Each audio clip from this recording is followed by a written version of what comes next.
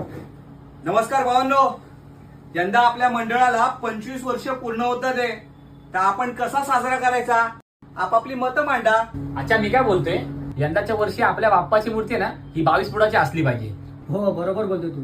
आणि दादा, यंदा आपल्या मंडळाचं ना डेकोरेशन इतकं भव्य दिव्य झालं पाहिजे ना की आजूबाजूची मंडळ ना आपल्याकडे नुसतं बघत राहिली पाहिजे. ते तर झालंच, पण दादा या वर्षी आगमनाला एकदम भारी डीजे पाहिजे. आणि बाई त्यामध्ये गुलाबी साडी आणि लाली लाल लाल आणि आपलं सर्वांचा फेवरेट नागिन डान्स.